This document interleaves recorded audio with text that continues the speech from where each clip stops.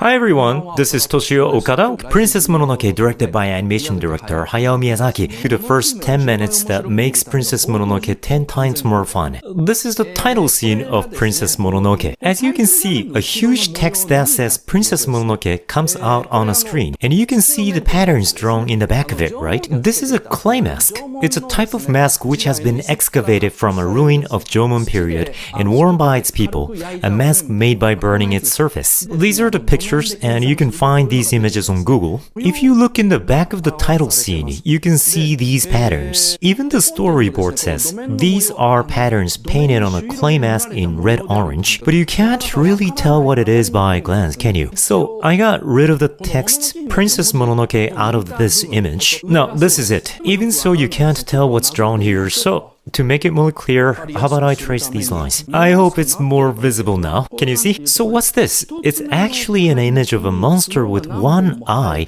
with a bunch of horns. What's drawn here is a pattern from Jomon period, but it's also an image of one-eyed monster with the head of the forest spirit attached onto it. You know how in the climax of Princess Mononoke, a god with the body of a deer and a face of a monkey called the forest spirit comes out. It's a drawing of one-eyed monster who is wearing its crown.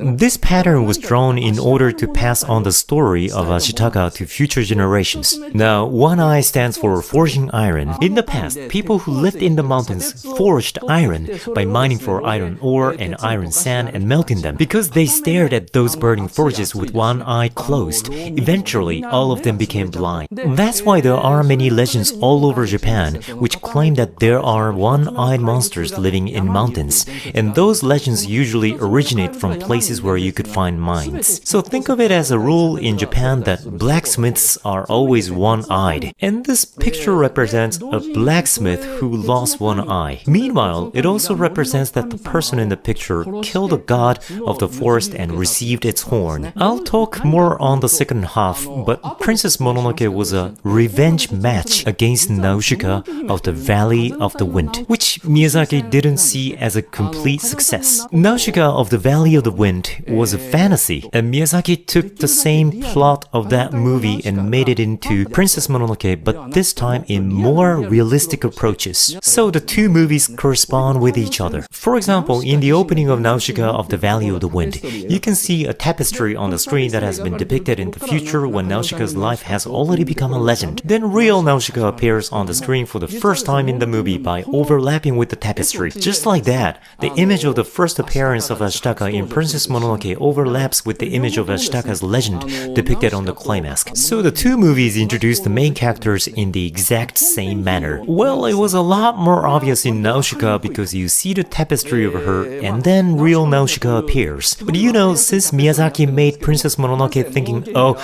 Nausicaa was a bit childish, that's why it's hard to tell these in Princess Mononoke. In Princess Mononoke, the story of Ashitaka gets passed on to the village of his hometown and remains as a design that honors the adventure of their prince. It means that Ashitaka stays in Iron Town after the story in the movie ends and takes over the work in Iron Town, so it's natural to think that one of his eyes eventually go blind. As a result, I assume that he's later called One-Eyed Ashitaka. The design of the clay mask means that One-Eyed Prince Ashitaka defeats the forest spirit and inherits its horn. But why is this message of the clay mask so hard to read? As many of you have guessed, it's all because of Toshio Suzuki, the producer of Ghibli. It's because Toshio Suzuki changed the title of the movie into Princess Mononoke. Miyazaki was thinking Ashitaka Seki as the movie title, not Princess Mononoke. The word Seki is a word made up by Miyazaki, which means legend. So the movie title was supposed to be like The Legend of Ashitaka.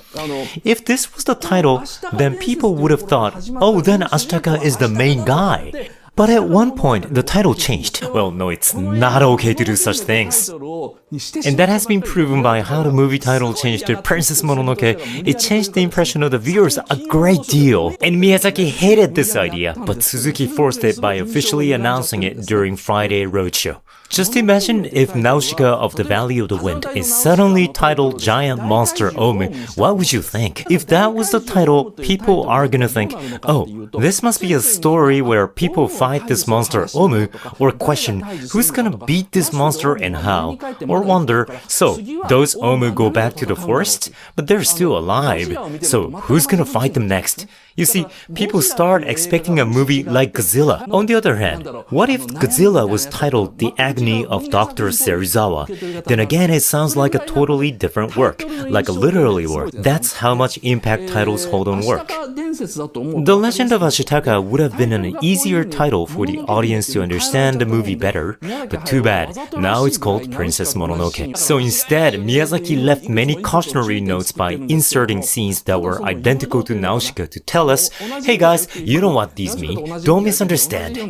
But his guidance is too advanced for the average people like us to comprehend. And it's the same with this scene. Miyazaki must have been like, come on, everybody's gonna realize that this means Jomon culture, but of course we do not realize that. And because it's a climax, we can also think the story of Ashitaka was told to future generations by either the descendants of Kaya, a former fiancé who stayed in the Emishi village, or the descendants of San. So this climax is trying to say something like, acknowledge the greatness of Ashitaka, the prince of our clan. Now, if I say, maybe the descendants of Kaya told these stories, those who know the movie well might say, wait a minute, Kaya has children?